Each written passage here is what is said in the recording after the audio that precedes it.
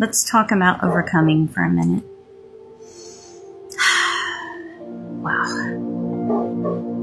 You know, we like to look at people in our lives and we like to say, well, I thank God I'm not like them. And maybe you're not now. But I'm going to give you some examples on how to look at things. My dad, when my mom was younger, we were younger, he hit my mom in the back of the head with a club and nearly killed her.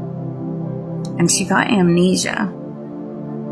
And because she never knew about it, he thought that he got away with doing it. And she stayed with him because she had no idea that he had tried to kill her. But there were these little hints in her mind. And I remember one time she tried to kill herself because she was wanting to kill him. And I'm looking back, realizing the same spirit that was in him was in her wanting to kill him. The same spirit that was in him wanting to kill her. And when I say we have to look at our past and we have to really go through things and be honest with God, because I was abused as a child, I can remember when I was younger, laying in my bed at night and plotting out how I was going to take him out. Plotting out how I was going to sneak into their room and it would just be over. All the suffering, all the pain, all the abuse would be over. Yeah, I might have to go to jail or prison, but the family would be happy. Everyone else would be delivered from his evil. And it's funny now because as a grown person, to have a person like that around who still thinks that they're tormenting you, they're not. See, I overcame that. I overcame everything that he was. I don't have that spirit in me anymore. And because I don't, the fact that I overcame it condemns the fact that he hasn't. So when we come to Christ and we begin to walk in righteousness and we become blameless, as he calls it, which means we've repented of those things and we no longer think those thoughts and want to be that person. And we now walk in love and light and kindness. We look back and we realize we were no better than they were. It was on a different scale, but we were no better than they were. And what we really wanted for them to do was to actually find God.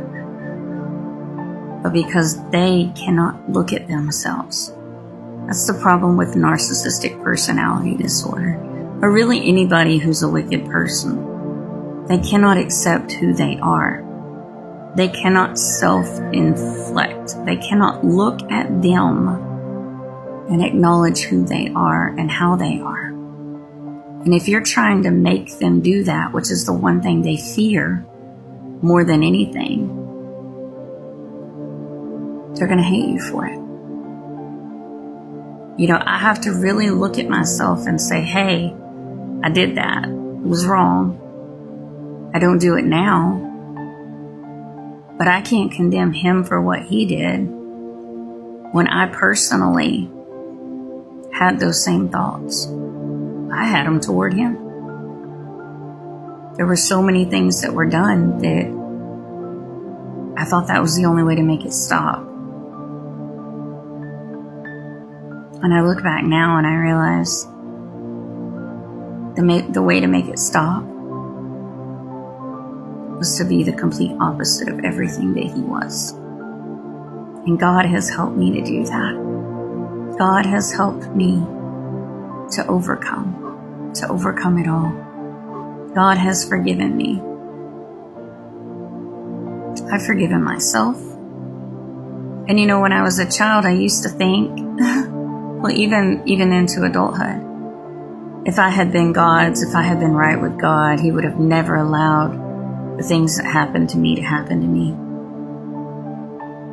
But I learned something. It's not true. It had to happen. It had to happen because God wanted to deliver an entire bloodline. from the wickedness, from the evil, from the unrighteousness. So he had to have somebody born into it that would overcome it. And in order to truly overcome it, there's a 2-step process. We confess our faults. And when we do that, we're completely honest about everything we've done. See, I'd like to think I didn't have a murderous spirit, that I never dealt with what was in Cain. And maybe I didn't have it out of jealousy like Cain did.